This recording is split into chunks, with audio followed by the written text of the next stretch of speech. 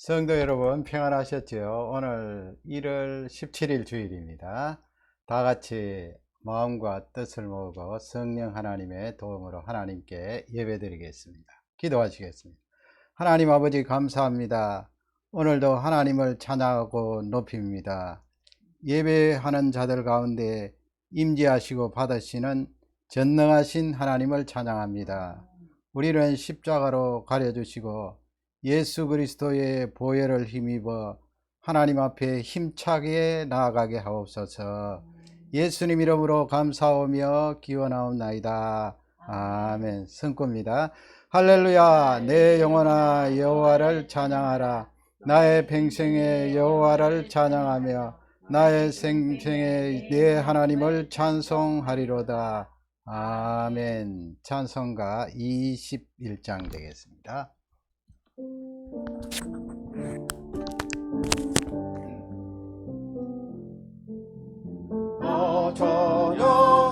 찬양하여라 전능한 창조의 주께 내 혼아 주 찬양 평강과 구원의 주님 성도들아 주 앞에 이제 나와 즐겁게 찬양하여라. 다 찬양하여라.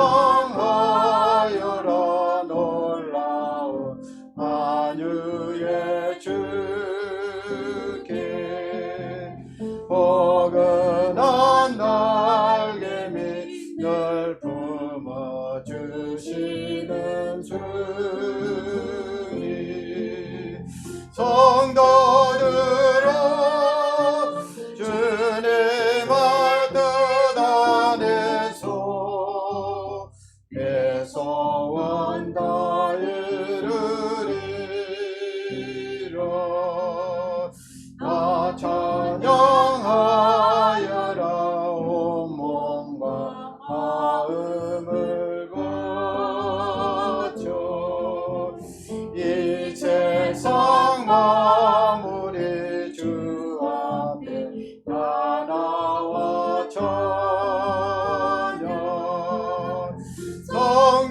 성도들아 예쁘게 소리 높여 영원히 찬양하여라.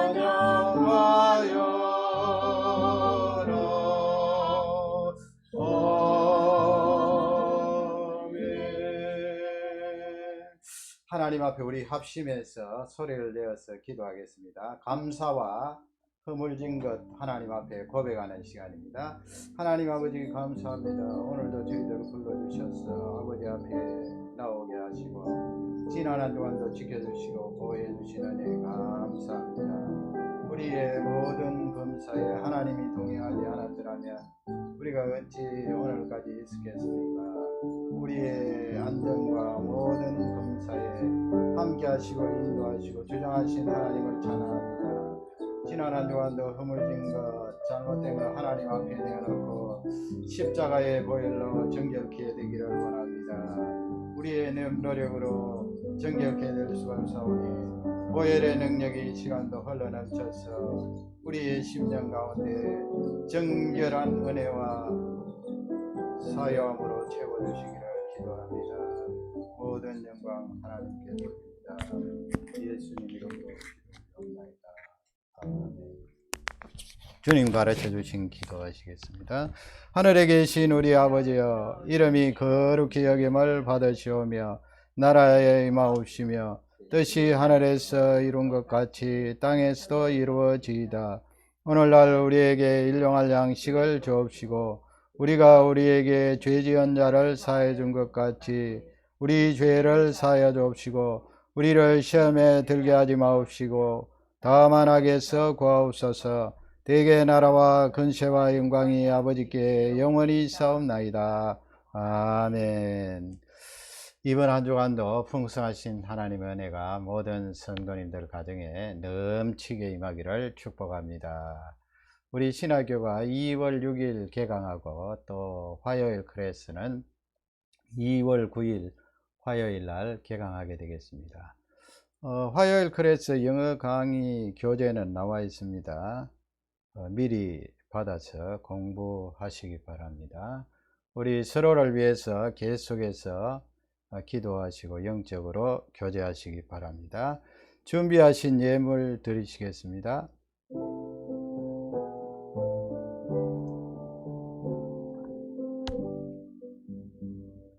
모든 것이 주께로부터 왔으니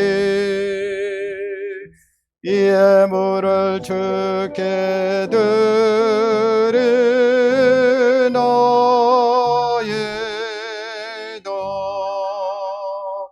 아멘. 하나님 아버지 감사합니다. 오늘도 이 예배를 드리게 하시니 얼마나 감사한지요. 우리가 과거에는 마음껏 하나님 전에 오르면서도 감사하지 못했던 것을 회개합니다. 이렇게 바이러스가 오래 지속되므로 또 하나님 전에 오르기가 힘들어진 상황에서 하나님 앞에 예배와 찬양과 영광을 돌립니다. 환난과 핍박이 우리에게 찾아올지라도 예수 그리스도 의지하고 바라보는 능력을 다해 주시고 어떤 환난이라도 하나님이 동행하시고 함께 하심을 찬양하게 하옵소서. 아버지여, 질병으로 신음하는 많은 백성들이 이 지구상에 있습니다. 그들에게 긍휼을 다해 주시고 치유와 회복을 허락하시되 그 가운데 믿지 않는 영혼들 하나님 찾고 예수 그리스도를 만날 수 있도록 은혜를 다하여 주옵소서. 우리 성도들 이번 한 주간도 지켜주시고 육신의 건강뿐만 아니고 영적으로도 강건하게 하시기를 기도하고 간구합니다.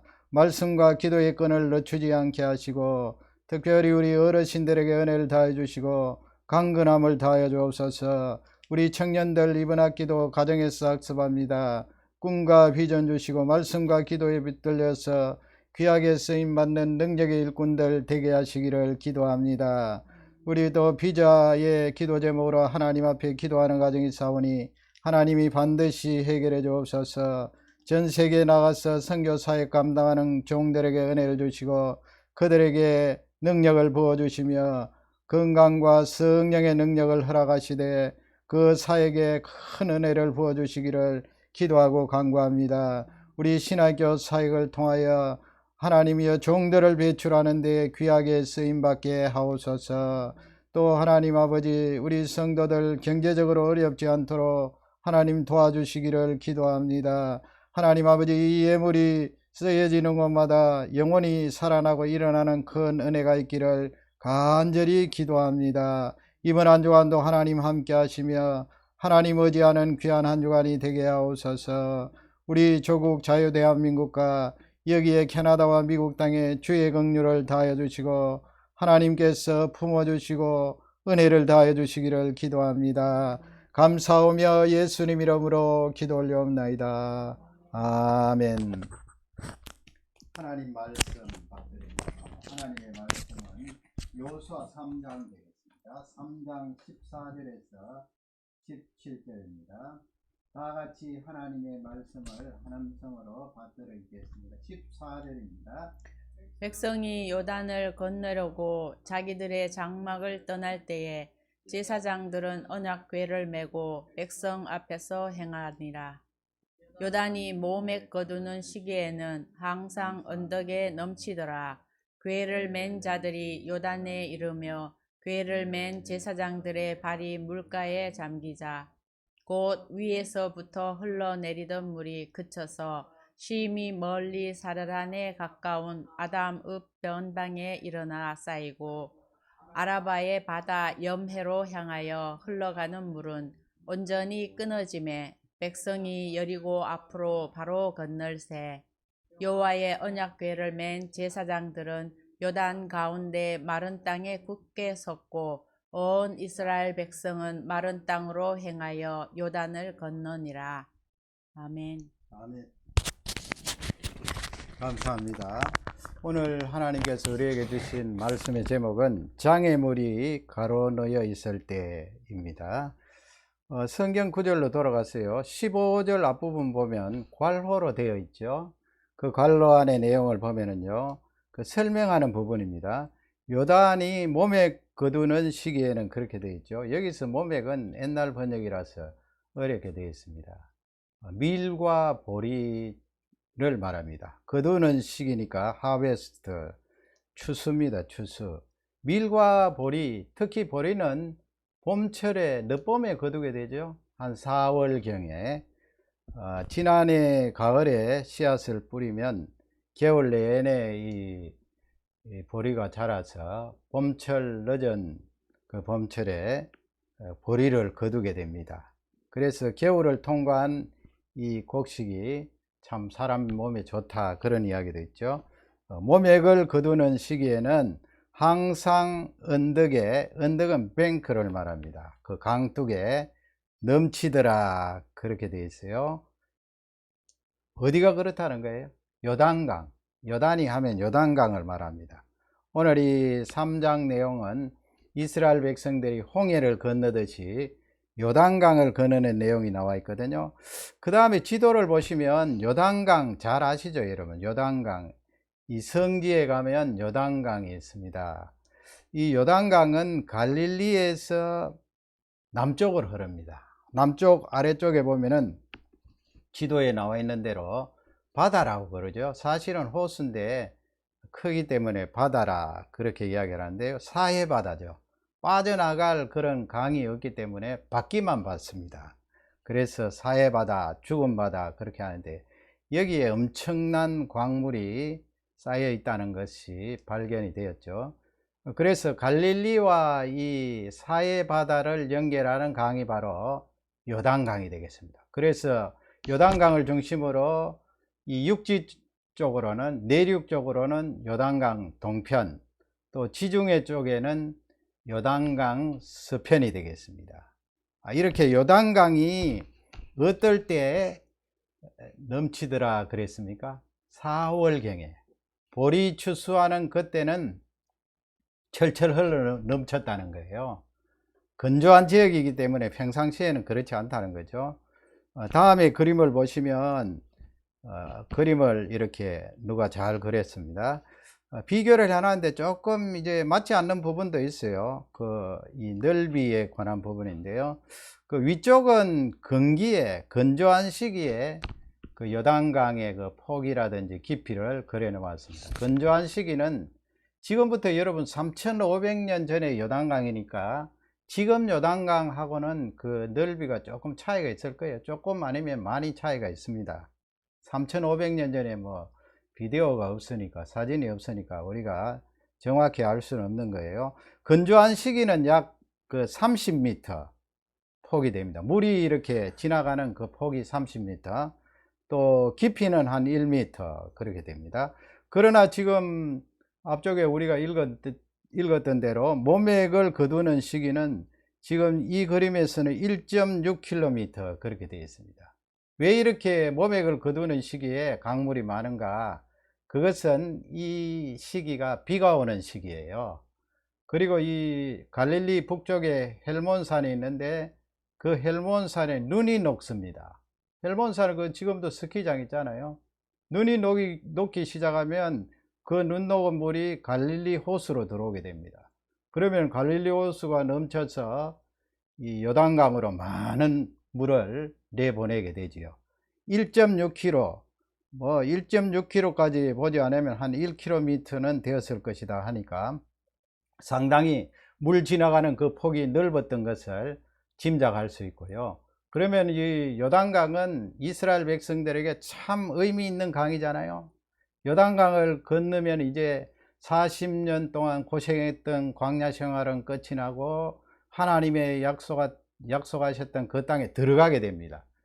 그런데 지금 요단강을 건너기 전에 이스라엘 백성들에게는 장애물입니다. 건널 수가 없잖아요. 뭐 요즘 같으면 공병대가 있고 기계가 있어서 그냥 다리를 놓으면 되지만 옛날에 어떻게 다리를 놓겠어요?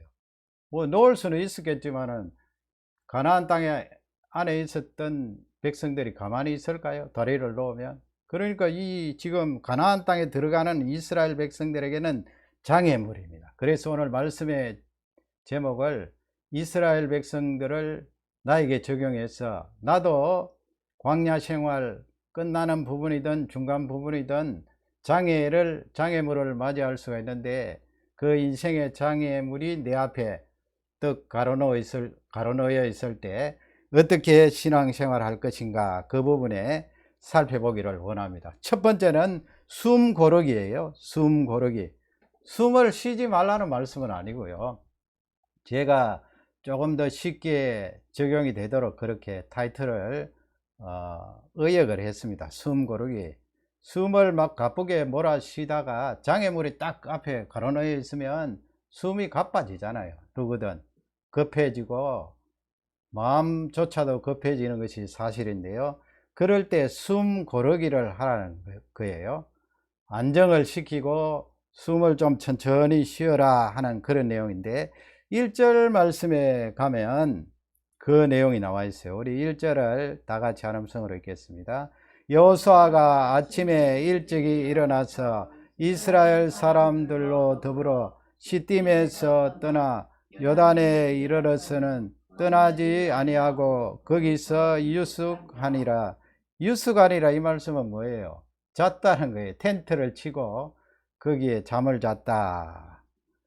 지금 앞쪽에 보면 시딤 나오죠. 시딤이라는 지역에서 요단까지 진행을 했어요.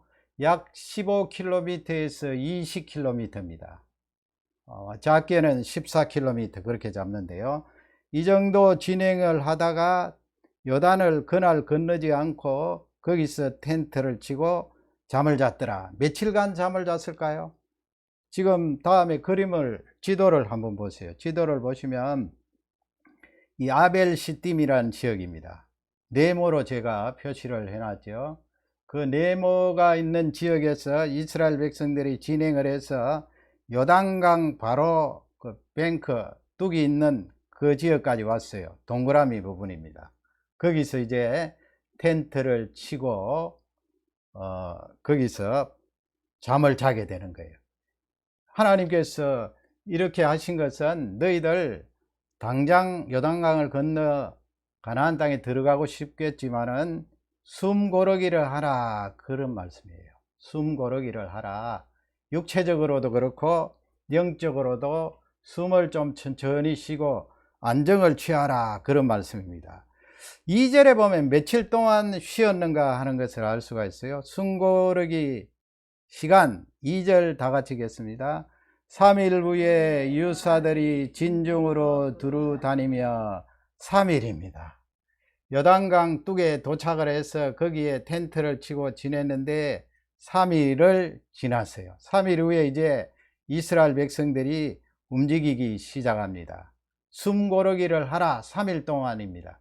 우리가 인생을 살아갈 때 장애물을 만납니다. 작든 크든 그 장애물은 우리에게 이 어려움을 가져다 줍니다.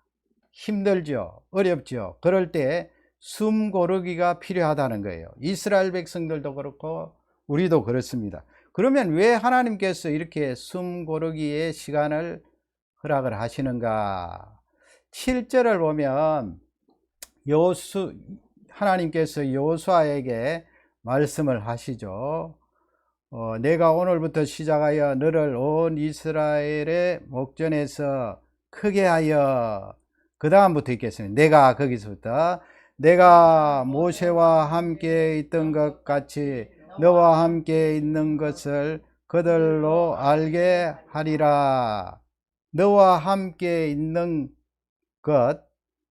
것을 그들로 알게 하리라. 그래서 하나님께서 우리에게 숨 고르기를 시키시는 이유는 그 부분입니다. 모세에게 하나님께서 동행하셨음을 말씀하시면서 내가 여호수아 너와 또 내가 이스라엘과 함께 하겠다, 그 말씀이에요. 너와 함께 있는 것, 하나님께서 여호수아와 함께 있는 것을 보여주시면 이스라엘 백성들도 역시 하나님께서 우리와 함께 하시는구나 알겠죠. 하나님께서 우리에게 숨고르기를 시키시는 이유는 내가 너와 함께 한다 하는 것을 체험하도록 하시는 거예요. 그래서 우리는 좀 더디 될지라도 그 3일 동안 왜 이렇게 하나님께서 건너게 하지 않는가, 불평스러울지라도 숨고르기를 하면서 이것을 체험해야 돼요. 하나님께서 나와 함께 하시는 걸. 우리가 급하게 막 헐떡헐떡 진행을 하면은 거기에 집중해서 잘 모르잖아요. 마음을 가다듬고 안정을 취하고 숨고르기를 하면 그때 또 하나님에 대해서 묵상을 하게 되고 하나님께서 나와 함께 하신다는 그 사실을 내 자신도 깨닫게 되고 하나님께서 그 기간에 알려주신다는 말씀이에요. 창세기 말씀에 보면은요, 창세기 말씀에 숨고르기에 실패한 사람이 있습니다. 창세기 16장 2절 한번 읽어볼까요? 사레가 아브라함에게 이르되 여호와께서 너의 생산을 허락치 아니하셨으니 여호와께서 the Lord God kept me from having children 그랬는데요. 하나님께서 내가 자식 가지는 것, 잉태하는 것 막으셨다. 하나님께서 막으셨다. 사레가 그 말을 하지요. 사레가 이 말을 하지만은 사실은 하나님께서 사레에게 막으신 이유는 숨고르기예요. 숨고르기. 물론 사레에게는 3일은 아니에요. 수년 동안 숨고르기를 시킨 거예요. 우리도 마찬가지죠. 이스라엘 백성들처럼 3일 동안 숨고르기가 될 때도 있고 한 달이 될 때도 있고 1년, 5년, 10년, 사례처럼 20년 이상, 아직 사례가 20년은 되지 않았습니다만은 상당히 오랜 기간 10수년 동안 이 사례가 자녀가 없을 때 그는 그 부분을 놓쳤어요. 하나님이 여전히 사례와 아브라함 너에게 함께 하신다 하는 것을 체험하도록 하신 것인데 사례가 놓쳤어요. 그래서 이 애굽 여종 하갈을 남편에게 허락을 하고 남편도 그것을 허락하는 내용이 창세기 16장이 되겠습니다. 그러므로 여러분, 오늘 이 말씀을 통하여 우리의 인생 가운데 장애물을 우리가 맞게 될 때 이 숨고르기가 있다 하는 것을 꼭 잊지 마시고 능력으로 승리하시기를 주님의 이름으로 축원합니다. 두 번째는 장애물을 만날 때 어떻게 해야 됩니까? 한 발 내디디라는 말씀이에요. 한 발 앞쪽으로 나아가라는 거예요. 이것은 실제적으로 행동에 옮기라는 말씀도 되고요, 더 적극적으로 살아라는 그런 말씀이 됩니다. 장애물이 내 앞에 떡 가로놓여 있을 때 하나님이 처음부터 끝까지 1에서 100까지 다 해주실 거야, 아니에요. 우리 하나님은 하나님도 하시지만은 우리가 움직이시기를 바래요. 그것이 오늘 본문이 우리에게 주는 중요한 메시지예요. 14절 말씀에 가면은요, 우리 14절을 또 읽겠습니다. 백성이 요단을 건너려고 자기들의 장막을 떠날 때에 제사장들은 언약궤를 메고 백성 앞에서 행하니라. 거기 하이라이트 해놓은 부분 보세요. 장막을 떠날 때에 그랬어요. 장막을 때. 누가요? 백성들이, 이스라엘 백성들이 이제 요단을 건너려고 움직이는데 장막을 떠나, 여기 장막을 떠난다는 말씀은 장막을 제거한다는 거예요. remove라고 되어 있죠. remove tent, 장막을 제거한다. 더 구체적으로 원어에 보면 장막을 칠 때 말뚝이 있잖아요. 그 말뚝을 뽑는 걸 말해요. 말뚝을 뽑는다. 하나님께서 요단을 건너게 하셨으니까 우리는 그냥 팔짱을 끼고 가만히 있으면 배가 와서 우리를 실어다 줄 거야. 그게 아니고요. 이스라엘 백성들이 해야 될 것은 철저히 해야 되었어요. 장막 칠 때 박아 놓았던 말뚝을 일일이 다 뽑아서 그 다음에 정돈을 하고 그것을 잘 개어서 이제 출발을 하는데 그 일을 이스라엘 백성들이 했다는 거예요. 대개 장애물이 내 앞에 가로놓여 있을 때 움직이기를 싫어합니다. 가만히 있고 싶고요, 도무지 행동하기가 어렵습니다. 그럴 때 하나님이 우리에게 주시는 메시지는 숨 고르기 할 때도 있지만은 또 이렇게 적극적으로 움직여라 하는 그 말씀이 우리에게 주시는 말씀이에요. 15절 말씀에 가면 우리 15절을 또 읽습니다. 요단이 몸에 거두는 시기에는 항상 언덕에 넘쳤더라. 괴를 맨 사람이 요단의 이름이 괴를 맨 제사장들의 발이 그랬습니다. 이 사람들의 발이 their feet touched the water 그렇게 되어 있습니다. 제사장들이 궤를 메고 어떻게 했어요? 이 물가로 들어갔을 때, 물에 적셔졌을 때 하나님의 능력이 나타났다는 거예요. 참 하나님께서 우리에게 주시는 말씀이 귀하지요. 요단강물에 들어갔다는 거예요. 요단강물에 들어가니까 하나님의 기적이 나타난 거예요. 그림으로 한번 보세요. 하나님의 법궤는 이렇게 제사장들, 레위 사람들이 어깨에 매도록 되어 있습니다. 그리고 그 위에 가리게 되겠죠. 가리게 되어 있습니다. 이렇게 어깨에 메고 나아가는데 이 그림도 조금 잘못된 게 거리가 있어요. 이스라엘 백성들과 제사장들 사이에 거리가 있는데 지금은 바짝 거기에 가까이 다가와 있는데 이 제사장들이 이제 요단강에 들어가게 된 거예요. 하나님께서 이것은 우리 사람들에게 행동에 옮기고 적극적으로 움직이라 하는 그 말씀이 되겠고요. 그러나 출애굽기 14장 21절에 가면 거기에는 또 달라요. 하이라이트 해놓은 부분 보면요, 모세가 바다 위로 손을 내어 민대 그랬어요. 그랬더니 여호와께서 큰 동풍으로 밤새도록 바닷물을 물러가게 하시고 물이 갈라져서 바다가 마른 땅이 된지라. 홍해 바다가 갈라지는 역사를 성경은 생생하게 기록하고 있습니다. 이 홍해 바다가 갈라질 때는 모세가 물속에 들어가지 않았어요. 왜 하나님이 그렇게 하셨는가? 이 상황은 너무나 다급해요. 뒤쪽에 이집트 군사들이 막 따라오는데 하나님께서 이 불기둥 구름기둥으로 깜깜한 밤을 만드셔서 그 이집트 군사들이 있는 쪽에는 한밤중이니까 더 진행하지 못하게 하시고 그렇게 막아놓고 이제 이스라엘 백성들을 홍해로 건너게 하시는데 그때는 하나님께서 뭐 제사장이 바다에 들어가라 그런 말씀 하지 않았어요. 너무나 다급하니까요. 그래서 모세가 하나님 명령대로 바다 쪽으로 손을 내어미니까 홍해에 큰 기적이 나타났더라. 이럴 때도 있지요. 여러분, 성경 말씀에 한 부분만 말씀해 놓은 것이 아니고 이런 경우도 있어요. 특별히 이런 경우도 있지만 많은 경우는 우리가 움직이고 행동해야 된다는 것을 성경은 우리에게 잘 알려주고 있습니다. 그래서 롱펠로우라는 사람이 그런 말을 했어요. 우리 한번 읽어볼까요? 사람들이 뒀던 상공은 순간의 비행으로 이루어지지 않았다. 그들은 동료가 잠자는 동안에 밤새껏 땀을 흘리며 위로 올랐다.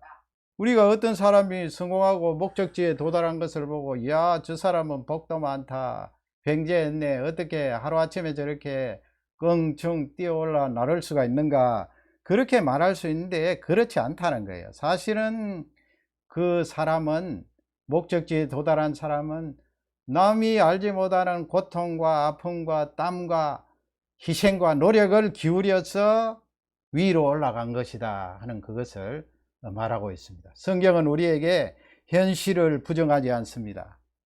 우리는 하나님 떠난 현실에 살지 않습니다. 하나님이 함께 하시는 현실에 살아요.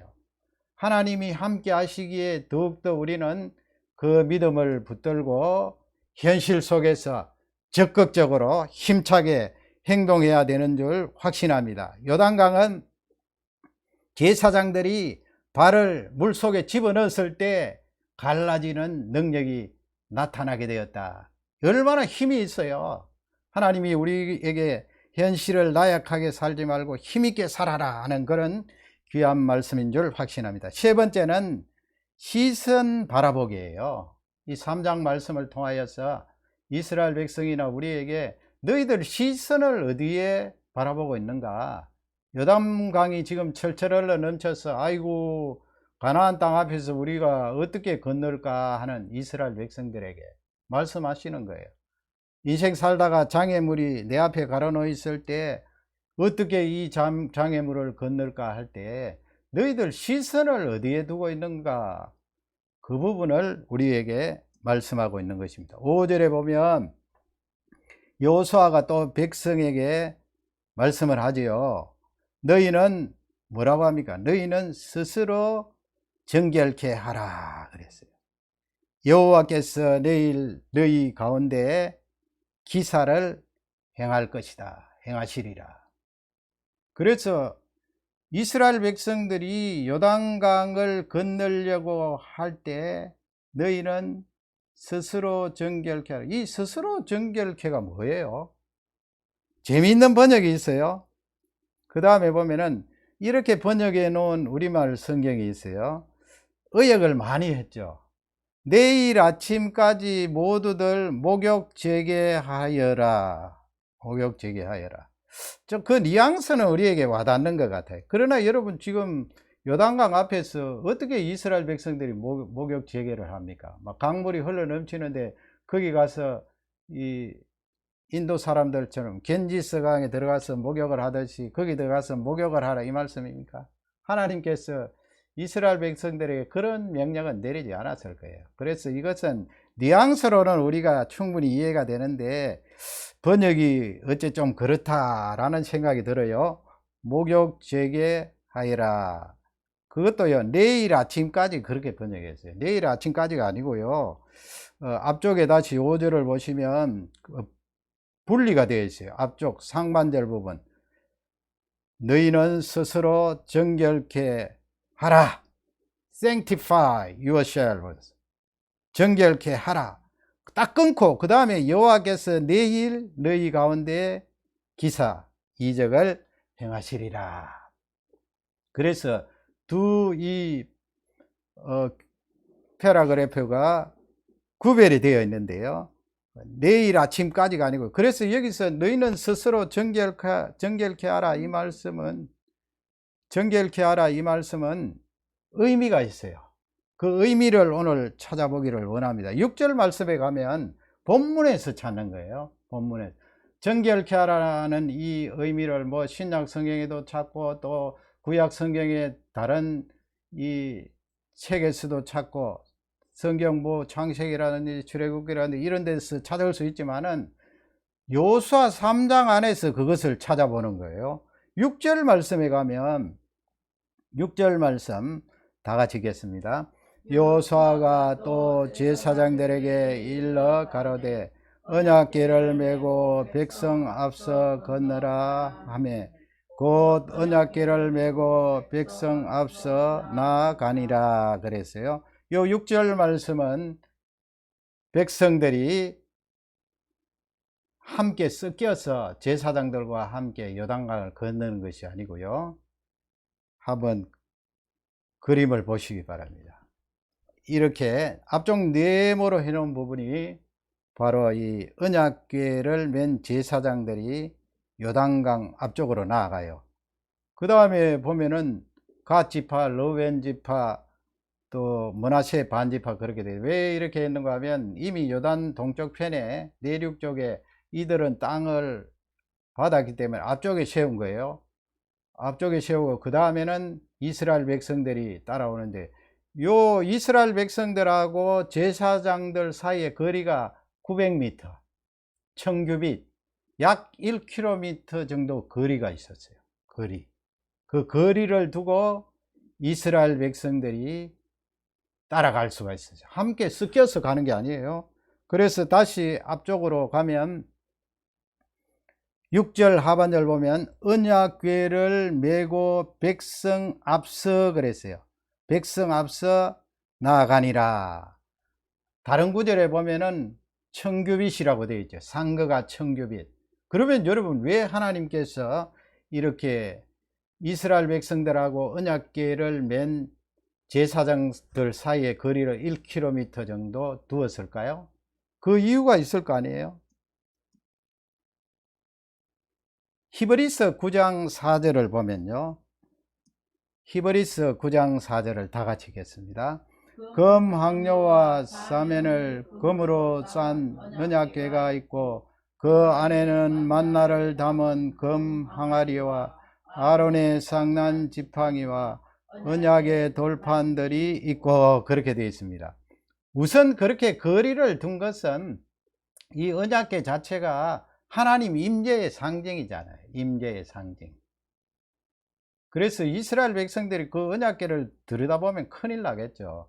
그래서 아까 이 덮어 씌웠어요. 하나님 임재의 상징이에요. 그 하나님 임재의 상징을 1km 뒤에서 모든 백성들이 보라는 거예요. 시선을 거기에 맞추라는 말씀이에요. 1km 하면 200만, 약 200만 되는 사람들이 볼 수 있을 거 아니에요. 희미하게나마. 뭐 정확히 1km니까 볼 수는 없겠습니다만 희미하게나마 사람들이 언약궤를 메고 가는 것을 본단 말이에요. 그래서 하나님 임재의 상징, 지금 요단강을 건너고 있는데 그 장애물을 통과하고 있는데 너희들 하나님 임재의 상징에 시선을 갖다 맞추어라 이 말씀이에요. 시선 바라보게요. 시선 바. 그러면 하나님 이렇게 장애물이 우리 앞에 놓여 있는데 우리 앞에는 뭐 하나님의 언약궤도 없고 그냥 허공을 쳐다보란 말씀입니까? 그렇게 우리가 질문을 할 때 이 히브리서 9장 14절에 나오는 4절에 나오는 이 내용을 보면 그 언약궤 안에 뭐가 있었는가 그것을 가지고 적용을 해 보는 거예요. 언약궤 안에 그림을 보시면 뭐가 있었어요? 언약궤가 저렇게, 이 우상은 아닙니다 여러분. 하나님께서 상징적으로 이 언약궤의 그 그룹 천사들의 형상을 저렇게 만들었죠. 저기에 뭐 우상처럼 절하라 이런 말씀 아니고 상징이에요. 하나님 임재의 상징으로 하나님께서 천사들과 함께 계시잖아요. 그 임재의 상징으로 구약시대는 저렇게 만들어 놓았는데 신약시대는 이렇게 만들 필요가 전혀 없어요. 이렇게 상징으로 만드는 이 언약궤 안에 그림에 보듯이 뭐가 있어요? 두 돌판이 있잖아요. 또 뭐가 있어요? 만나 항아리가 있잖아요. 또 뭐가 있습니까? 아론의 상난 지팡이가 있습니다. 그래서 여기서 우리가 하나님을 바라보는 것이 뭐냐 구체적으로 적용해 볼 수 있는 거예요. 여러분, 우리의 시선을 하나님께 두는 것이 무엇입니까? 구체적으로 허공을 쳐다보라는 거예요.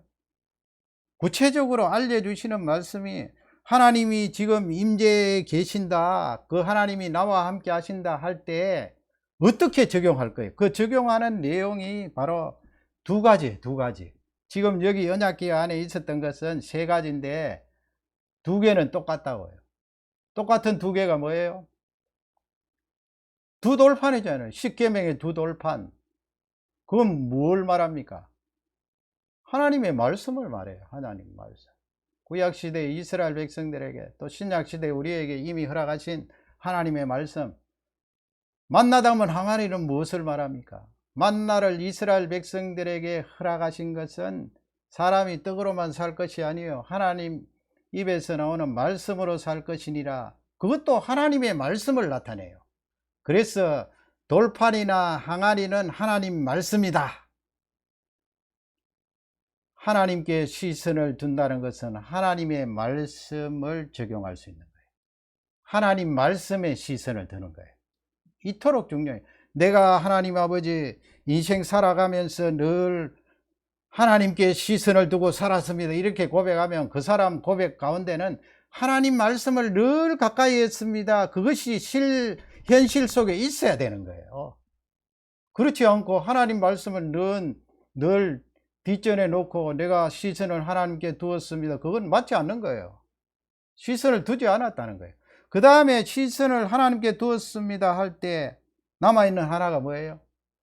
하나님의 언약궤 안에 있었던 하나는 바로 아론의 상난 지팡이에요. 민수기 16장 17장에 나오는 말씀이에요. 이 레위 후손 가운데 고아스의 후손 가운데 고라가 있고요. 고라.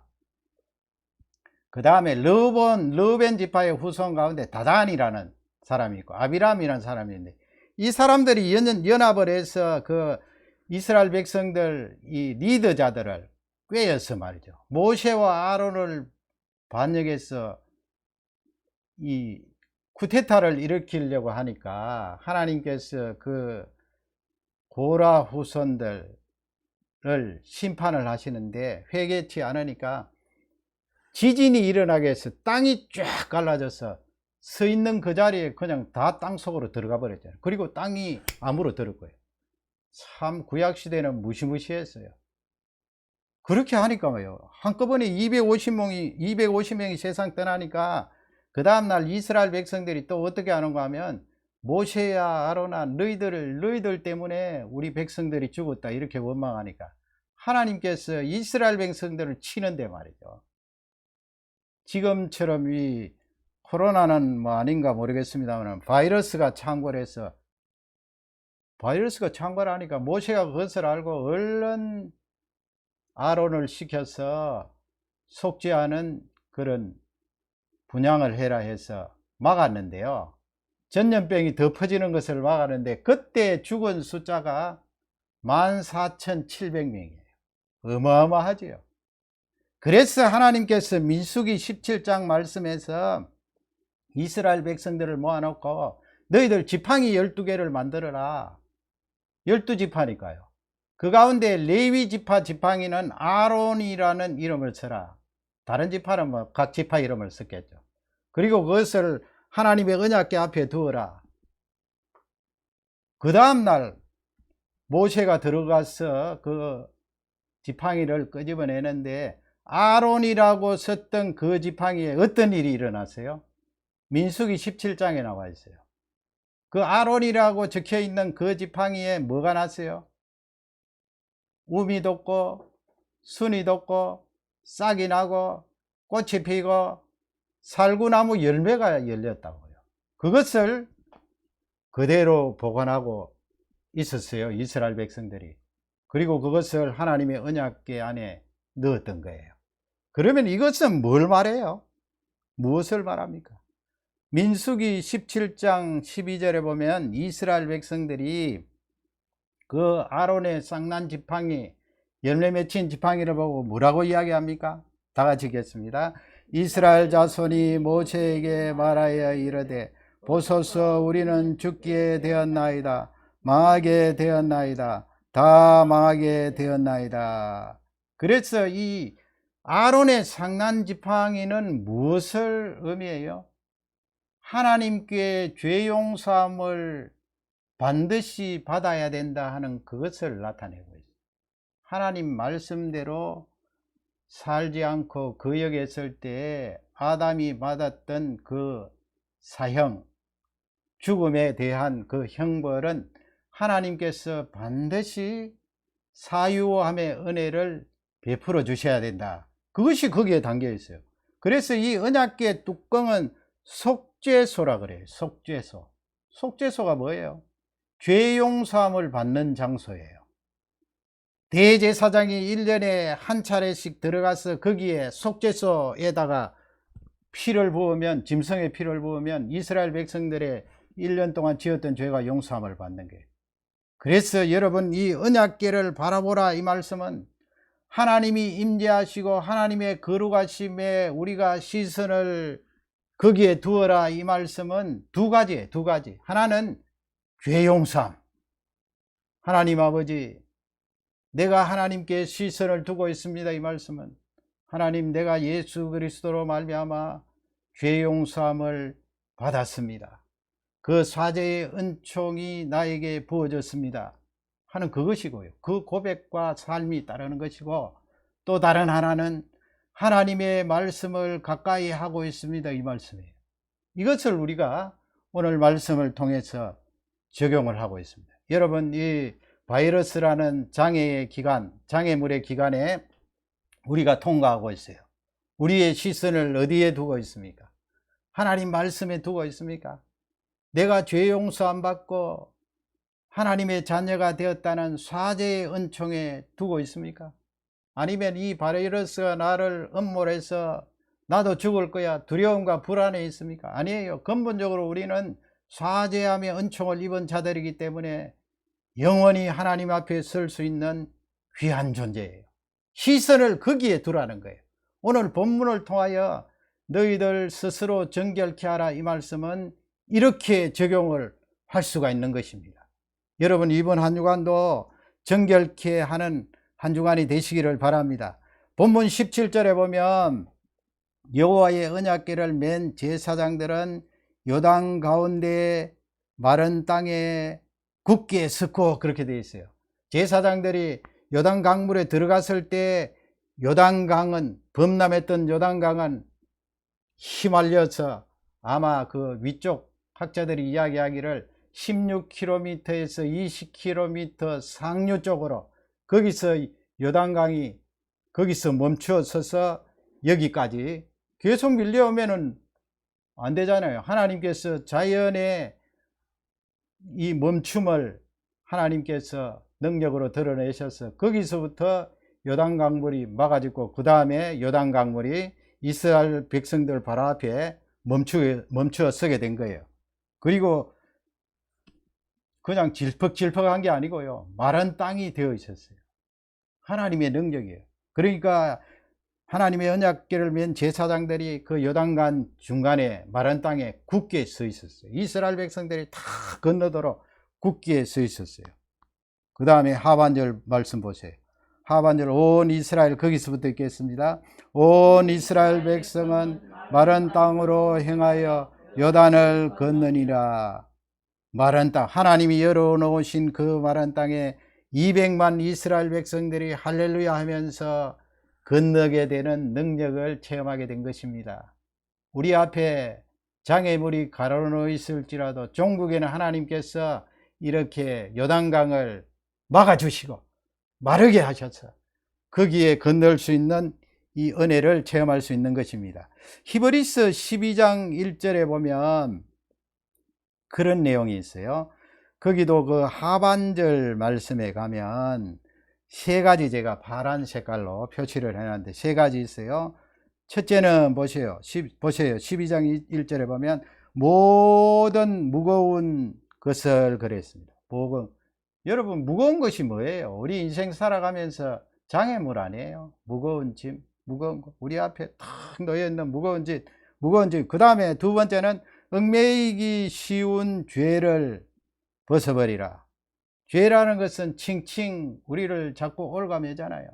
포로로 만들어 버리잖아요. 얽매이기 쉬운 죄. 그 다음에 마지막은 뭐예요? 경주를 경주하라. 경주가 뭐예요? 하나님을 바라보면서 힘있게 나아가는, 경주라는 말씀은 어떤 타겟이 있다는 거예요. 목적지가. 우리의 타겟은 하나님을 바라보고 그 하나님이 계신 영원한 본향이에요. 그 완성될 하나님의 나라, 경주를 경주하며, 이 세 가지잖아요. 세 가지. 이 세 가지를 하는데 앞쪽에 보면 허다한 정인들이 있다 그랬어요. 그게 무슨 말이죠? 그 허다한 정인이 구름같이 둘러싼 어마어마하게 많다는 거예요. 그 허다한 정인이 누구예요? 과거에도 이렇게 세 가지를 놓고 신앙의 실험을 했던 우리의 선조들이 있다. 신앙의 선배들이 너무나 많이 있었다. 그들이 그러면 이 세 가지를 잘 하기 위해서 무엇을 했느냐? 그것을 2절 말씀에서 알려주고 있어요. 히브리서 12장 2절 상반절 다 같이 읽겠습니다. 믿음의 주여 또 온전케 하시는 인 예수를 바라보자. 예수를 바라보다. Let us fix our eyes in Jesus Christ. On Jesus Christ. 우리의 눈을 고정시키라, 이 말씀입니다. 주시하라. 고정시키라. 누구에게? 예수 그리스도께. 믿음의 그 선배들, 어떻게 해서 그렇게 많은 선배들이 무거운 짐을 해결함 받고 장애의 물을 잘 통과했고 또 얽매이기 쉬운 죄를 벗어버리고 믿음의 경주를 힘차게 할 수 있게 된 것인가? 그것은 바로 믿음의 주요 온전케 하시는 예수 그리스도께 눈을 고정시켰기 때문이다 하는 것을 성경은 우리에게 잘 알려주고 있습니다. 그 예수 그리스도께 눈을 고정시키는 내용이 뭐라고 그랬습니까? 성경 말씀과 사죄함의 은총을 입은 자라는 그 확신과 경건한 삶을 우리에게 설명하고 있습니다. 오늘 이 말씀이 우리에게 능력이 되고 이번 한 주간도 승리하는 한 주간이 되시기를 바랍니다. 마르틴 루터가 그런 감정이 있어요. 마르틴 루터가 강아지가 옆에 있었는데 빵을 하나님께 잡으니까 이 강아지가 말이죠, 빵을 쫙 보고 있는 거예요. 그리고 그 빵을 놓으니까 역시 그 빵을 놓고 바라보고 있는 거예요. 그리고 다시 마르틴 루터가 빵을 잡으니까 강아지가 빵을 보는데 그 빵을 가슴 쪽으로 이렇게 갖다 대니까 역시 강아지가 보고 있는 거예요. 그 다음에 입으로 갖다 대니까 강아지가 뚫어지게 보고 있는 거예요. 빵을 깨물어서 맛있게 먹고 있으니까 강아지가 침을 질질 흘리면서 루터가 먹는 그것을 보고 있는. 그래서 마르틴 루터는 빵을 먹다가 털썩 무릎을 꿇고 하나님 아버지, 나도 저 강아지처럼 나의 시선을 하나님께 고정하게 해 주십시오. 그렇게 간절히 기도했다는 일화가 있습니다.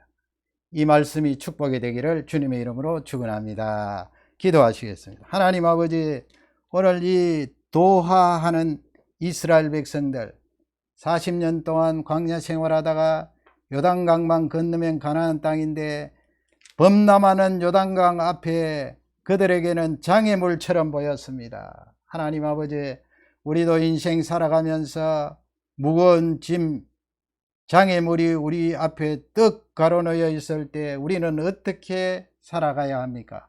오늘 우리에게 주신 말씀이 힘이 되기를 기도합니다. 숨 고르기를 하기를 원합니다. 그리고 적극적으로 행동하기를 원합니다. 우리의 시선을 하나님께 두는데 말씀과 사죄의 은총으로 그 시선을 움직이지 않도록 능력을 부어 주옵소서. 감사하며 예수님 이름으로 기도 올려옵나이다. 아멘. 우리 다 같이 찬송가 408장으로 영광 돌리겠습니다.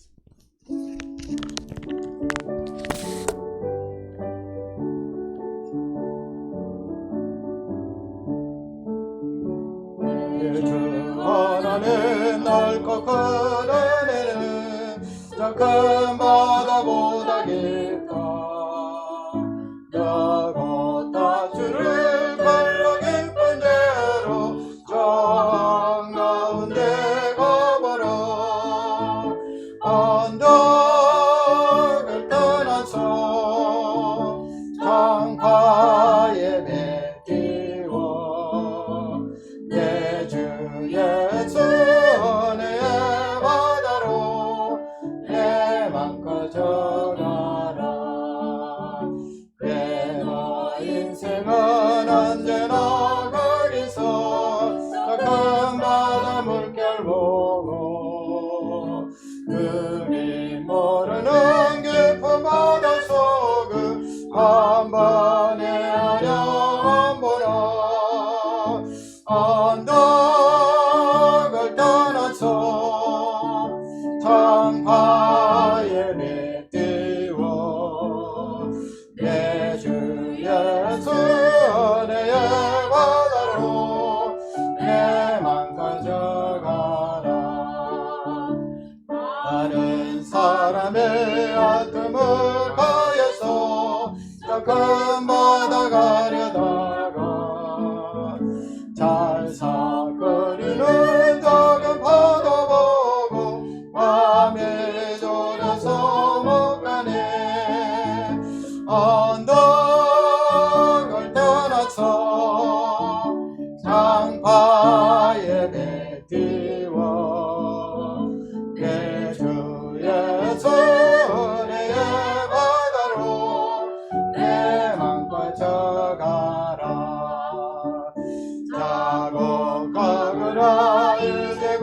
가거라 큰 은혜 받아야 해 작은 내 너를 저 깊은 데로 가라 망망한 바다로 언덕을 떠나서 창파에 배 띄워 예수 예수 은혜의 바다로 내 맘껏 저가라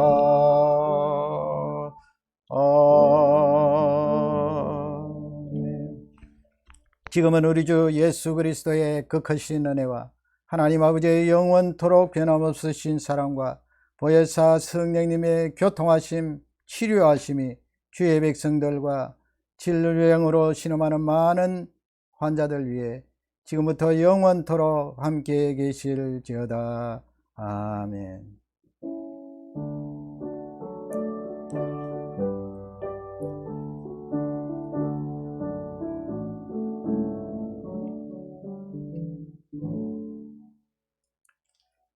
할렐루야, 감사합니다. 예배 마쳤습니다. 한 주 동안도 믿음으로 또 말씀으로 승리하시기를 주님의 이름으로 축복합니다. 감사합니다.